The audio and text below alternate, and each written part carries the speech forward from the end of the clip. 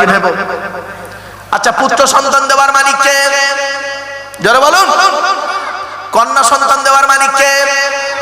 তা পুত্র সন্তান কন্যা সন্তান যদি আল্লাহ দেওয়ার মালিক হলো, তাহলে একটা মেয়ে ছেলে 4টে কন্যা সন্তান হয়েছে বলে তার শাশুড়ি তার বৌমাকে বলে ওর পেটে বেটা ছেলে নেই কেন? ক্লাস 10 এর জীবন বিজ্ঞান লাইফ সায়েন্স চ্যাপ্টারটার নাম হলো জেনেটিক্স বা বংশগতি। বংশগতি বিদ্যার জনক হলো গেগর জোহান মেন্ডেল। দুটো সূত্র আবিষ্কার করেছিলেন, পৃথক বন্টনের সূত্র, স্বাধীন বন্টনের সূত্র। এক্স আর ওয়াই কে দিয়ে বন্টন গাছকে নিয়ে গবেষণা করেছিলেন।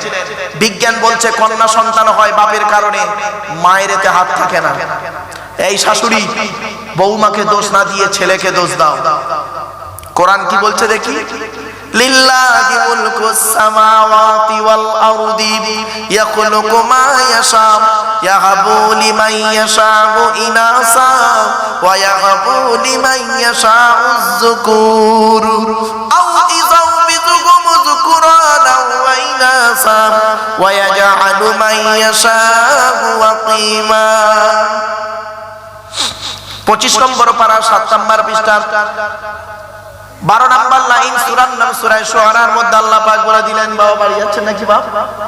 আচ্ছা, আল্লাহ বলতেন আসমান পৃথিবী জমিনের মালিক হলাম আমি আল্লাহ, যা ইচ্ছা তাই সৃষ্টি করতে পারি, যাকে খুশি তাকে শুধু কন্যা দান করি।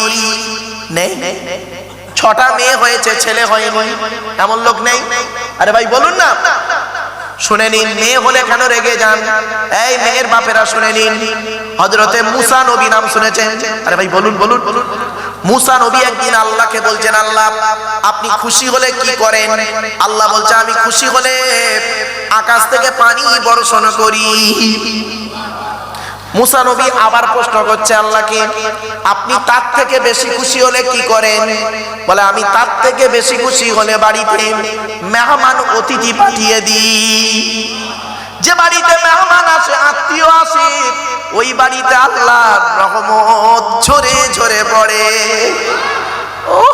এই কথা বলেছি বলে লোকের বাড়ি গিয়ে 13 দিন থাকবেন, 3 দিনের বেশি থাকা যাবে না। নবীজি বলেছেন আত্মীয় বাড়িতে 3 দিনের বেশি থাকা যাবে না, এটা নবীজির কথা, আমার কথা নয় বাপ। চলো 3 নাম্বার, মুসা নবী বলছেন আল্লাহ আপনি সবথেকে বেশি খুশি হলে কি করেন? আল্লাহ বলছে মুসা যখন সবথেকে বেশি খুশি হয়ে যায় বান্দার উপরে, ওই বান্দার বাড়িতে কন্যা সন্তান দান করি। কি বুঝলেন? মেয়ে ছেলে হলে মুখ বেঁকে যায়, মেয়ে ছেলে হলে মুখ বেঁকে যায়, খবরদার নয়। একটা কন্যা সন্তানকে নবীজি বলেছেন কোন বাপের যদি 2 বা 2 এর বেশি, 3 বা 1 বা 1 এর অধিক, 2 বা 2 এর বেশি যদি কন্যা হয়, আর সেই বাপ যদি কন্যাদের লালিত পালিত করে ভালো জায়গায় বিবাহ দিতে পারে, আমি মুহাম্মদ সাল্লাল্লাহু আলাইহি ওয়াসাল্লাম যে জান্নাতে থাকব, ওই জান্নাতে 3 কন্যার বাপের দেখা হবে। কি বুঝলেন? বাড়ি থেকে ভাববেন, বাড়ি থেকে ভাববেন কন্যার প্রতি এত আল্লাহর রহমত, কন্যা সন্তানের প্রতি আল্লাহর এত রহমত রয়েছে, আপনি ভাবতে পারবেন। এবার আসছি বিশ্বনবী মুহাম্মদ সাল্লাল্লাহু আলাইহি সাল্লামের দুধবা হালিমা এবার প্রশ্ন করছে, মনে পড়ছে না ভুলে গেছে? নবীজি করেছেন কি? নিজের গায়ে চাদর খুলে বিছিয়ে দিলেন বসতে হালিমাকে। হালিমা বসে এবার নবীকে প্রশ্ন করছে, কি বাবা মুহাম্মদ, ছোটবেলায় তোমার মা যখন তোমাকে আমার কোলে দিল দুধ পান করানোর জন্য, যতদিন তুমি দুধ পান করেছো আমার ডান দিকের স্তনটা পান করেছিলে, বাম দিকের স্তনটা কেন পান করনি? নবী কিছুক্ষণ চুপ করে থেকে বলছেন, মা আল্লাহ পান করায়নি তাই করিনি। বলল ওটা তো লাস্ট কথা, কারণটা কি জানতে পারি? নবী কি বললেন শুনে নিন। নবী বললেন, মা আমি আপনার ডান দিকের স্তনটা পান করতাম, আর বাম দিকের স্তনটা আমার দুধ ভাই আব্দুল্লাহ, আপনার পেটের ছেলে আমার দুধ ভাই আব্দুল্লাহ পান করত। আমি যদি সাধারণ ছেলেদের মতো ডান দিক বাম দিক দুটোই পান করতাম, তাহলে ভাইয়ের হক মারা হতাম। মুহাম্মদকে আল্লাহ কোনোদিনই মায়ের পেট থেকে ভাইয়ের হক মারতে পাঠায়নি। আর আপনি কি করেন? বাপ মারা গেছে, বড় ভাই বেঁচে আছে, বাপ মারা গেছে, বড় ভাই বেঁচে আছে, ছোট ছোট ভাইদের সম্পত্তি নিজের নামে রেকর্ড করে বসে আছে। ও আবার হাজি সাহেব, আরাম কর, রাগ করো না বাপ, অতি বাস্তব কথা বলছি। আল্লাহর কোরআন জানিয়ে দিয়েছে, আমারে ভুল বুঝতে যাও না। অসুবিধা হচ্ছে নাকি? এবারে আসছি, এই পৃথিবী শুরু হয়েছে একদিন, এই পৃথিবী ধ্বংস হবে একদিন, ঠিক না বেঠিক? এই পৃথিবী ধ্বংসের কিছু লক্ষণ আপনাদের বলে যাচ্ছি, আল্লাহর নবী বলেছেন, আমি সেগুলো আপনাদের তুলে ধরে যাচ্ছি। বাপ, আমি নিজস্ব কোনো কথা বলতে আসি নাই। আল্লাহর নবী বলেছেন পৃথিবী ধ্বংসের লক্ষণ হলো বিদ্যা সমাজ থেকে উঠে চলে যাবে। আজ মাধ্যমিক, উচ্চ মাধ্যমিক, বিএ পাস, এমএ পাস, আলেম, হাফেজ, মাস্টার, ডাক্তার, ইঞ্জিনিয়ার, প্রফেসর বেড়ে গেল। বুড়ো বুড়ি বাপ আর মায়েদের অনেকে ভাতও দেয় না, খবরও দেয় না, ঠিক না বেটি? দুই নাম্বার নবী বললেন পৃথিবী ধ্বংসের লক্ষণ হলো ওয়ায়ুকসারু জিনা, ব্যভিচার বেড়ে যাবে, ব্যভিচার বেড়ে যাবে। ঘরের ভেতরে এখন ব্যভিচার চলছে, ঘরের বাইরে এখন ব্যভিচার চলছে। বাবা স্বামী স্ত্রী দুজনে চাকরি করে, স্যার একটা ম্যাডামের সঙ্গে গন্ডগোল করে বসে আছে, ম্যাডাম একটা স্যারের সঙ্গে গন্ডগোল করে বসে আছে। সন্ধ্যাবেলা দুজনে যখন বাড়ি আসছে, মোবাইলের নাম্বারগুলো ডিলিট করে দিয়ে সুফি সাহেব হয়ে দুজন ফেরেশতা বাড়ি ঢুকছে, দেখলে মনে হবে না?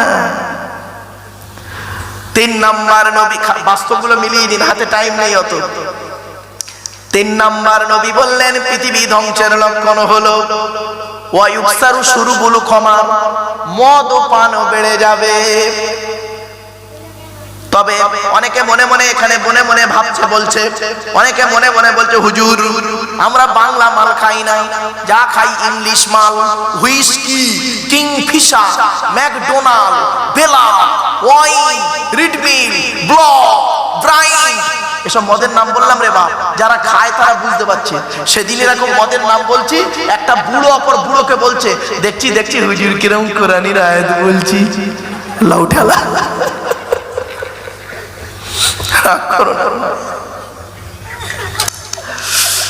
চার নাম্বার বলা হলো পৃথিবী ধ্বংসের লক্ষণ হলো, এই এরা পালাচ্ছে নাকি? এই দোস্ত তুই আসবি না চলে যাচ্ছে? হ্যাঁ, ও আর এদিক তাকাবে না, ও আসবে, বস বস বস। আলহামদুলিল্লাহ, আমি না হাসির ছলে বললাম, কেন জানেন? একটু মাইন্ডটাকে ফ্রি করার জন্য। চার নাম্বারে বলা হয়েছে পৃথিবী ধ্বংসের লক্ষণ হলো শুধু খাওয়া বেড়ে যাবে। হাওয়া পাড়ায় বন্ধন টন্ধন ভালো চলছে, হ্যাঁ চলছে। আচ্ছা, ওই বন্ধনের অফিসারদের গায়ে গায়ে আমার পাড়ার মা বোনগুলো ঘেঁষাঘেঁষি করে বসে বসে গায়ে গায়ে বসে বসে গ্রুপ গ্রুপ করছে। আচ্ছা, আর মা বোনদের শ্বশুরগুলো, মা বোনদের শ্বশুরগুলো, স্বামীগুলো পাকা পাকা দাড়ি নিয়ে মসজিদে জামাতে নামাজ পড়ছে। কবরে ঢোকো, আদা রসুন বেটে বেটে ঢোক কবরে। একজন মেয়ে ছেলে জাহান্নামায় যাবে, চারজন পুরুষকে প্রথম জাহান্নামায় ঢোকাবে। নবী বলেছেন, আমি বলিনি। এক নাম্বার তার বাপ, দুই নাম্বার তার ভাই বা দাদা, তিন নাম্বার তার স্বামী, চার নাম্বার তার পেটের ছেলে। এই চারজনের বাইরে কেউ এখানে বসে নেই। মা বোনেদের বলে গেলাম, মায়েরা সুদ কারবার হারাম, কোরআনে আছে, অনেক দলিল আছে, সময় নেই। এরপরে নবীজি বললেন পৃথিবী ধ্বংসের লক্ষণ হলো ঘুষ খাওয়া বেড়ে যাবে। ঘুষ ঘুষ বোঝেন তো? হ্যাঁ, ঘুষ খাওয়া বেড়ে যাবে। এরপরে নবীজি বললেন পৃথিবী ধ্বংসের লক্ষণ হলো জলোচ্ছ্বাস দেখা দেবে, ঘন ঘন ভূমিকম্প দেখা দেবে। পৃথিবী ধ্বংসের লক্ষণ হলো অজানা রোগের আবির্ভাব ঘটবে। পৃথিবী ধ্বংসের লক্ষণ হলো আবহাওয়ার পরিবর্তন দেখা দেবে। পৃথিবী ধ্বংসের লক্ষণ হলো পিতামাতার অবাধ্য সন্তান হবে। পৃথিবী ধ্বংসের লক্ষণ হলো অযোগ্য ব্যক্তিরা নেতৃত্ব দেবে, যার যে সম্পর্কে কোনো জ্ঞান নেই। ও বাবা, গ্রামের প্রধান নিজের নামটাও লিখতে পারে না, ও হলো গ্রামের প্রধান, ও নিজের চরিত্র খারাপ, ও লোকের ক্যারেক্টার সার্টিফিকেট দিচ্ছে, ঠিক না বেটা? ও নিজের চরিত্র খারাপ, ও লোকের ক্যারেক্টার সার্টিফিকেট দিচ্ছে। বাড়ি থেকে ভাববেন এসব আজ। এরপরে নবীজি বললেন পৃথিবী ধ্বংসের লক্ষণ হলো শিক্ষিত লোকেরা অশিক্ষিত লোকেদের সম্মান করবে ভয়েতে। মারাত্মক কথা। শিক্ষিত লোকেরা অশিক্ষিত লোকেদের সম্মান করবে ভয়েতে। ক্লাস 8 ফেল সে একজন মিনিস্টার, তাকে স্যালুট দিচ্ছে একজন আইপিএস অফিসার, ঠিক না বেটি? পৃথিবী ধ্বংসের লক্ষণ হলো স্বামী স্ত্রীর মধ্যে ঘন ঘন গন্ডগোল দেখা দেবে। এই জন্য বলা হয়েছে এই স্বামীরা তোমরা তোমাদের স্ত্রীদের জীবনে 17টা শিক্ষা দান করবে। এক নাম্বার হলো আসসালামু ক্বাবলাল কালাম। স্বামী স্ত্রী যখন কথাবার্তা বলবে একে অপরকে সালাম দেওয়া নেওয়া করবে। আল্লাহর রহমত ভালোবাসা আল্লাহ বাড়িয়ে দেবে। বউকে কোনোদিন সালাম দিয়েছে না? শালিকে সালাম দেয়, শালিকে। আরো দাদার শালিকে ঘন ঘন মোবাইলে মিস কল, তোর মোবাইল বাস্ট করবে। 2 নাম্বার বলা হয়েছে এই স্বামীরা তোমরা তোমাদের স্ত্রীদেরকে এই শিক্ষা দান করবে তারা যেন কোনোদিন কাবা শরীফের দিকে মুখ করে কোনোদিন থুতু যেন না ফেলে। তারপরে বলা হয়েছে এই স্বামীরা তোমরা তোমাদের স্ত্রীদেরকে এই শিক্ষা দান করবে তারা যেন কোনোদিন কাবা শরীফের দিকে মুখ করে কোনোদিন পেশাব পায়খানা যেন না ফেলে। তারপরে বলা হলো তোমরা তোমাদের স্ত্রীদেরকে এই শিক্ষা দেবে তারা যেন কোনোদিন কাবা শরীফের পেছন ফিরে যেন পেশাব পায়খানা যেন না ফেলে। তারপরে বলা হলো তোমরা তোমাদের স্ত্রীদেরকে এই শিক্ষা দেবে তারা যেন কোনোদিন গোসলখানায় পেশাব যেন না ফেরে। তারপরে বলা হলো তোমরা তোমাদের স্ত্রীদেরকে এই শিক্ষা দেবে তারা যেন কোনোদিন গোসলখানায় উলঙ্গ অবস্থায় গোসল যেন না করে। তারপরে বলা হলো তোমরা তোমাদের স্ত্রীদেরকে এই শিক্ষা দান করবে তারা যেন কোনোদিন হাতের চুড়ি যেন কোনোদিন একের বেশি ব্যবহার যেন না করে। এক হাতে একটা চুড়ি পরবেন মা বোনেরা, এক হাতে 2টো চুড়ি পরা তোমাদের নিষেধ, আমি বলিনি, নবী বলে গেছেন। এরপরে বলা হলো তোমরা তোমাদের স্ত্রীদেরকে এই শিক্ষা দান করবে তারা যেন মাথার বালিশ, কি বলেন বাবা, বালিশ মাথার বালিশ তারা যেন কোনোদিন 2টো ব্যবহার যেন না করে। স্বামী স্ত্রী যখন ঘুমাবে একটি মাত্র লম্বা বালিশে মাথা রেখে ঘুমাবে। স্বামী স্ত্রী যখন ঘুমাবে একটা লম্বা বালিশে মাথা রেখে ঘুমাবে। জিজ্ঞাসা করা হলো স্বামী স্ত্রী এক বালিশে মাথা রেখে ঘুমালে উপকারিতা কি? নবী বলেন স্বামী স্ত্রী যদি এক বালিশে মাথা রেখে ঘুমায় আল্লাহর রহমত ভালোবাসা আল্লাহ বাড়িয়ে দেয়। এই ওয়াজটা শোনার পরে অনেক মুরব্বি বাবাজি মনে মনে বলছে ওরে মারুফ 20 বছর আগে কেন এসে গ্রামে ওয়াজটা করলি না? তোর চাচি আর শুতে নেই না। ও দোষটা কি আমার বাপের তো দোষ, আমার বাপ বে করতে দেরি করেছিল। এই বাচ্চাগুলো বুঝতে পারছে আমার ওয়াজ। চল বল। এরপরে বলা হয়েছে এই স্বামীরা এইসব ওয়াজ তো শোনোনি, শুনে যান বাপেরা, ইসলামে আনন্দ কে বলেছেন? এই স্বামীরা তোমরা তোমাদের স্ত্রীদের 3 জায়গায় চুমা দেবে আর স্বামী তার স্ত্রীকে 3 জায়গায় চুমা দেবে। স্ত্রী স্বামীকে 3 জায়গায় চুমা দেবে। 1 নাম্বার হলো কুব্বালাতুল খাদ্দে, এইটার আরবি হলো খাদ্য, এই নরম অংশের আরবি হলো খাদ্য। কুব্বালাতুল মানে চুমা, কুব্বালাতুল খাদ্দে গালে চুমা দেবে, এই নরম অংশতে চুমা দিতে হয়। এ বোকারা অনেকে বোঝে না, শক্ত জায়গায় চুমা দিয়ে ঝামেলা পাকিয়ে দেয়। যা ভুল করেছো আজকে কাজা আদায় করবে, চল যাও বাড়ি। চলে বললাম এটি, চলো। 2 নাম্বার হলো কুব্বালাতুল আইনাইনি, নবীর হাদিস কুব্বালাতুল আইনাইনি, নবী বলেছেন দুই চোখের মাঝখানে, অর্থাৎ স্বামী তার স্ত্রীর কপালে চুমা দেবে, স্ত্রী স্বামীর কপালে চুমা দেবে। 3 নাম্বার হলো কুব্বালাতুল ইয়াদাইন, হাতে চুমা দেবে। বাবা, নবীর হাদিস মিথ্যা নয়।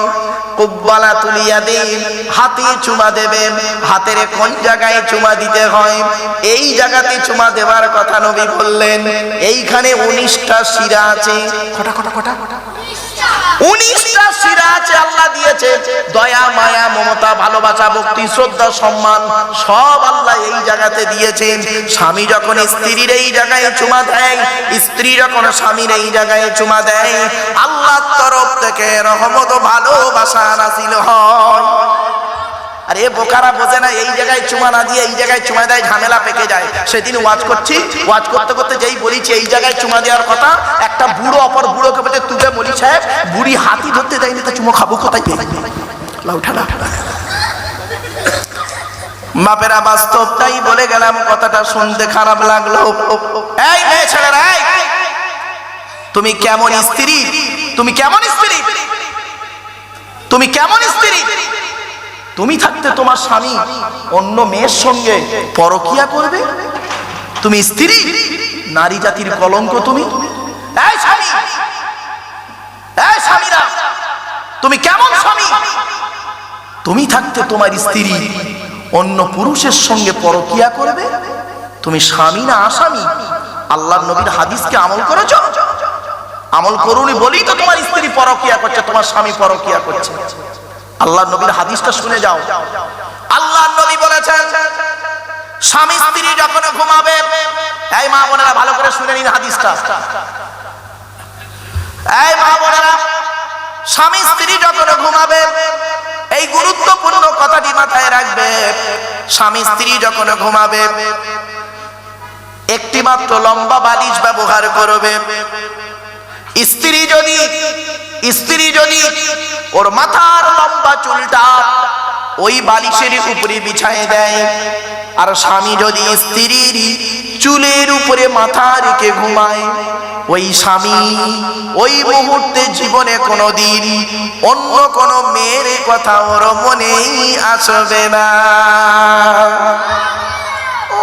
এই ওয়াজটা শোনার পরে আমার মা বোন যারা ওয়াজ শুনছে মনে মনে বলছে, মারুফ ভাই তুই এবার বাড়ি যা, ওদের ঘরে আসতে চুল গলায় দড়িয়ে মেরে দেবো, যা পারিস কর, আমি এই চললুম।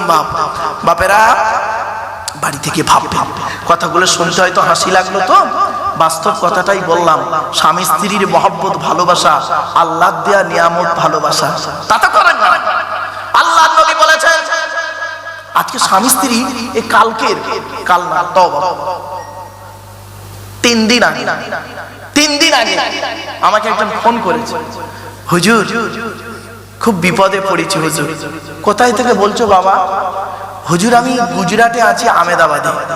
কোথায় বাড়ি বাবা? মুর্শিদাবাদে। কি হয়েছে বাবা? হুজুর আমি আমার স্ত্রীকে 3 বার বলে ফেলেছি। তার মানে বুঝতে পারছেন, মানে তালাক দিয়েছে। তাই বললাম, বাবা পৃথিবীতে আর কোনো ভাষা ছিল না, কোনো শব্দ ছিল না। এই বাবা, এই বন্ধ করতে পারবো নি? কথা বলিস বাবা, এই শেষ করতে এক্ষুনি 2 মিনিটের মধ্যে। বাবা এই গুরুত্বপূর্ণ কথাগুলো শুনে যান। এই এতক্ষণ যা বলেছি না গুরুত্বপূর্ণ কথা বাবা, একটাও বাজে কথা বলিনি বাবা। চলেন। বলছে হুজুর 3 বার আমি বলে ফেলেছি বউকে। কি বলেছো বাবা? বলছে হুজুর ও আমার ফোন তোলে নে। কি কাজ করছিল? ফোন তোলে নে। আর ফোন তুলতেই আমি রেগে গালাগালি করেছি, ও গালাগালি করেছে, করতেই আমি 3 বার 3 তালাক দিয়ে দিয়েছি। আমি, তোমার বয়স কত বাবা? বলছে 32 বছর। তোমার বইয়ের বয়স কত? বলছে হুজুর 26 বছর। বললাম বাচ্চা কাচ্চা আছে? বলছে হুজুর 2টো বাচ্চা। মানে এবার আপনি বলুন তো ওই বাচ্চা দুটোর অবস্থাটা কি? আমি তখন বললাম যে বাবা পৃথিবীতে আর কোনো শব্দ ছিল না, স্বামী স্ত্রীতে ঝগড়া হয়, স্বামী স্ত্রী ঝগড়া হয়, স্বামী তার স্ত্রীকে মারে, অনেক সময় বাজে ভাষাও বলে। তো এত ভাষা থাকতে ওই ভাষাটাই তোমার মুখ থেকে বেরোলো? খবরদার নয়। এগুলো কেন হয় জানেন? শুনে নিন। মা বোনেদেরকে বলছি, মায়েরা বোনেরা, স্বামীদের সব থেকে বড় রাগ কোথায় হয় আর মেয়েদের সব থেকে বড় রাগ কোথায় হয়? এই দুটো ফলো করবে। এই দুটো যে স্বামী ফলো করবে, স্ত্রী ফলো করবে, সেই সংসারে কোনোদিন ঝগড়া হবে না। কি কি শুনে নিন। স্বামীরা সব থেকে রেগে যায় কখন, আর স্ত্রীদের রাগ কখন হয়? স্বামীদের বলছি, দুটোই বলছি। নারীদের সব থেকে বেশি রাগ হয় একটা জায়গায়। বউ যদি অন্যায় করে, দুঘা মারলে বউ সহ্য করবে, খেতে না দিলে অভাবের সংসারে সহ্য করবে, দুটো গালি দিলে সহ্য করবে। কিন্তু যদি আপনি আপনার স্ত্রীকে ওর মা বাপ তুলে যদি গালাগালি করেন, বড্ড রাগ হয়। মেয়েদের জিজ্ঞেস করবেন, মেয়েরা সব সহ্য করবে। ওর মা বাপ তুলে যদি গালাগালি করেন না, ওর কলজে মাথা আগুন হয়ে যাবে এটা। আর স্বামী খবরদার, আল্লাহ নবী নিষেধ করেছে, হারাম হারাম হারাম। নবীজি বলেছেন, আমার কথা নয়। ওই সমস্ত স্বামীরা হলো জাহান্নামী যে স্বামী তার স্ত্রীর পিতামাতার গালিগালাজ করে। স্ত্রীর পিতামাতা কে বাবা? আবার বলো না, শ্বশুর শাশুড়ি। শ্বশুর শাশুড়ি যারা গালাগালি করে, শ্বশুর শাশুড়ি যারা গালাগালি করে, ওই স্বামীদের প্রতি আল্লাহর গজব, আল্লাহর গজব, আল্লাহর গজব। খবরদার, অনুরোধ করে বলছি, শ্বশুর শাশুড়ি গালাগালি করবেন না। আল্লাহ নবী নিষেধ করেছে, আমি বলিনি। আর স্বামীদের সব থেকে বড় রাগ কোথায় হয় জানেন? এই মা বোনেরা শুনে নাও, স্বামীদের সব থেকে বড় রাগ কোথায় হয়? যখন স্বামী কথার উপরে স্ত্রী যখন কথা বলে, স্বামী কথার উপরে স্ত্রী যখন কথা বলে, প্রচন্ড রাগ হয় স্বামীদের। মা বোনেদের বলে যাচ্ছি, স্বামী যখন রেগে যাবে, তুমি তখন চুপ থাকবে। তুমি যা মনে রাখো, তুমি চুপ থাকলে মানে তুমি হেরে গেলে না, তুমি চুপ থাকলে মানে জিতে গেলে। স্বামী যখন রেগে যাবে, তুমি চুপ থাকবে। কিছুক্ষণ পর ওর রাগটা যখন কমে যাবে, পুরুষ জাতটা এমন জাত না, ও যখন রাগটা কমে যাবে, তুমি নারী, তুমি স্ত্রী, ওকে ভালো করে বোঝাবে।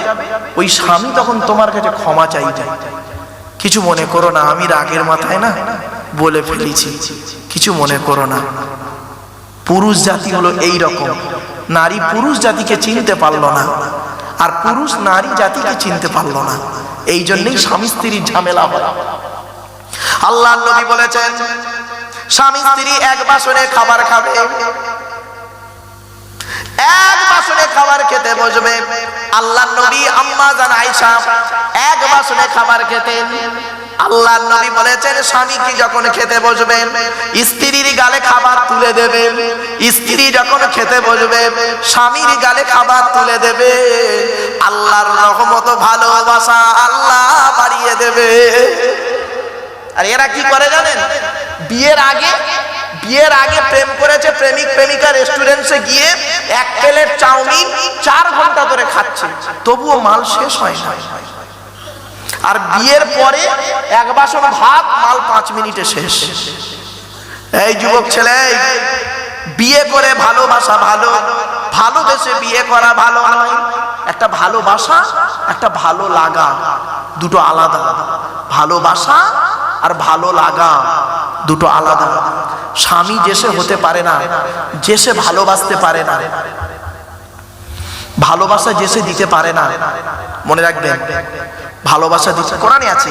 এই কোরআনে আছে রে বাবা। ভালোবাসার কি বোঝো? কোরআনে ভালোবাসা সম্পর্কে আলোচনা করি, কল্পনা করতে পারবেন না। সেদিন মানে আমার বারুইপুরের বাড়িতে, অসুবিধা হচ্ছে না আপনাদের? অনেকক্ষণ বুকে বলি না, অনেকক্ষণ বুকে বলি। তো এমএ সেকেন্ড ইয়ারের ছেলে মেয়েদের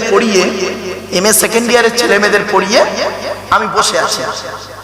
তা ছেলে মেয়ে একসঙ্গে পড়ছে।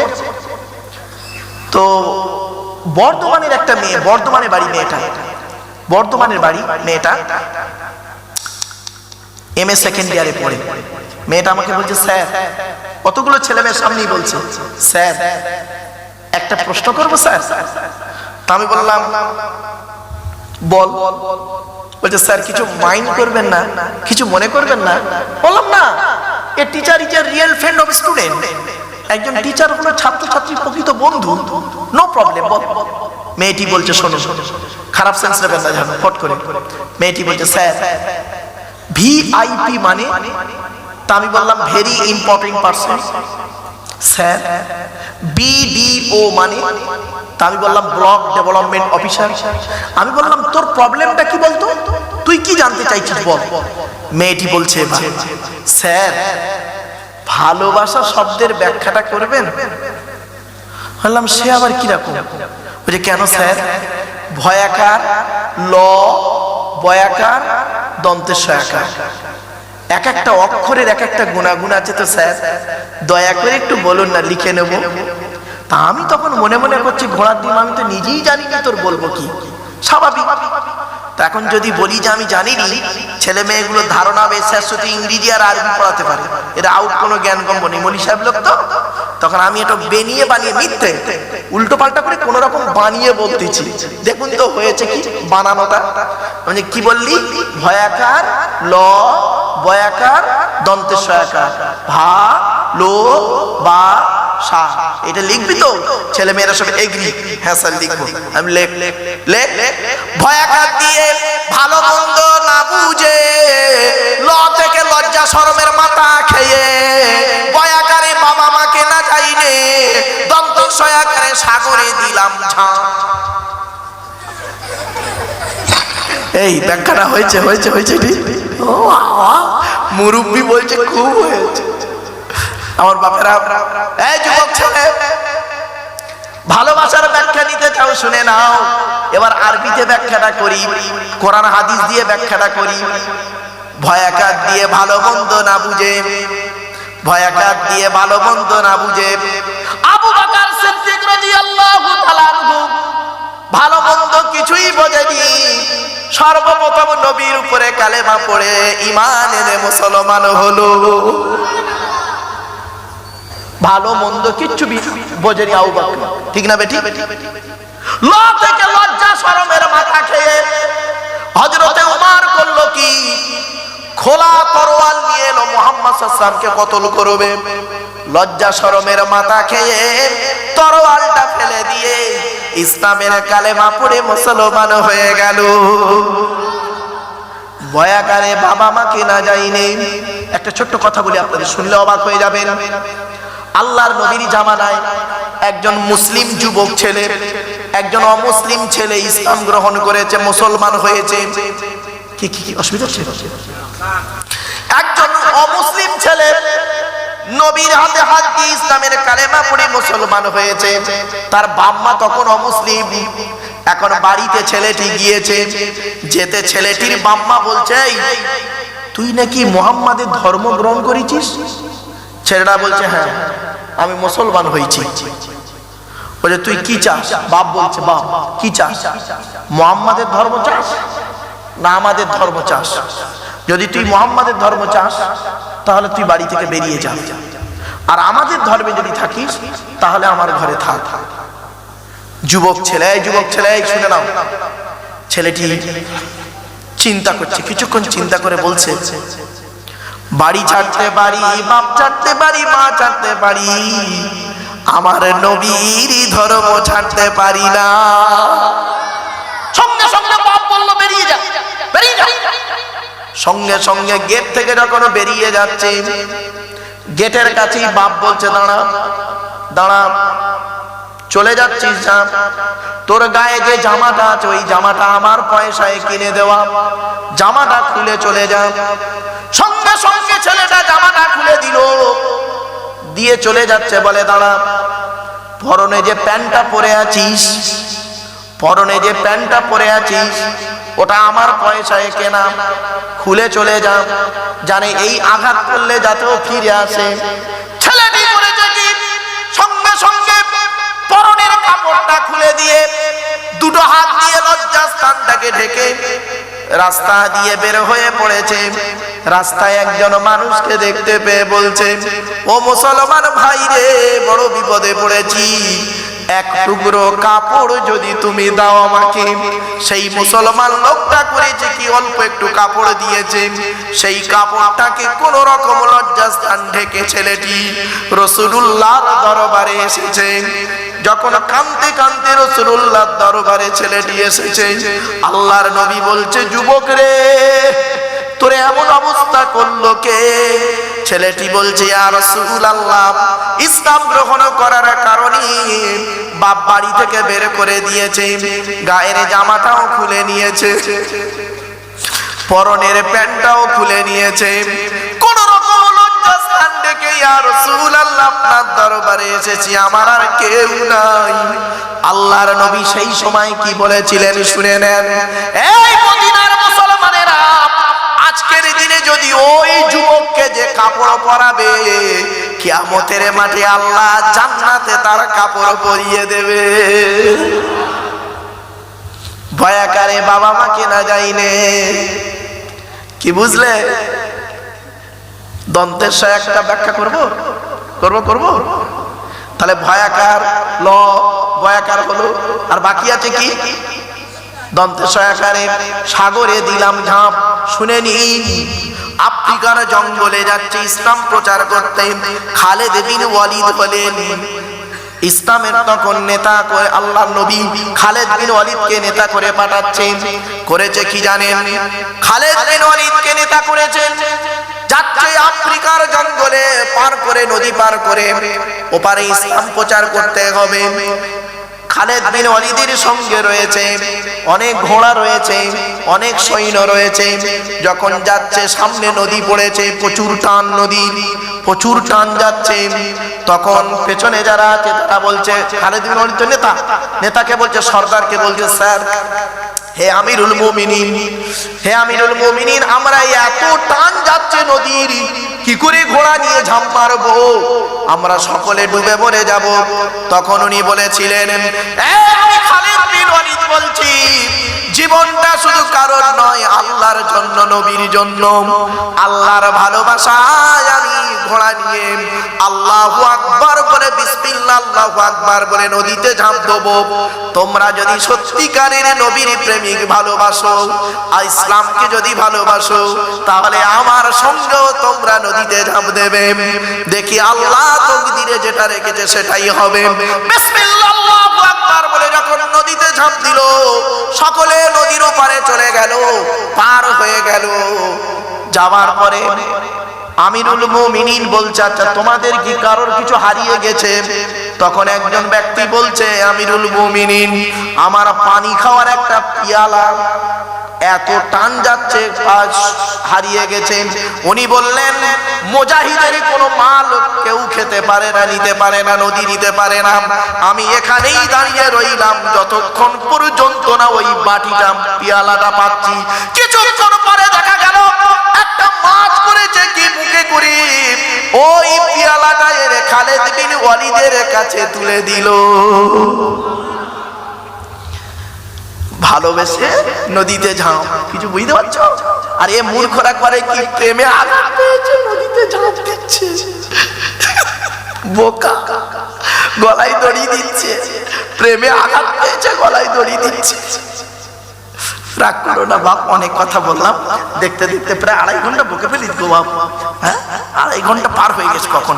বাপেরা একটু নবীর সামনে একটু দাঁড়িয়ে একটু সালাত ও সালাম পাঠ করবো বাবা, একটু দাঁড়িয়ে সালাত ও সালাম পাঠ করবো। ইয়া নবী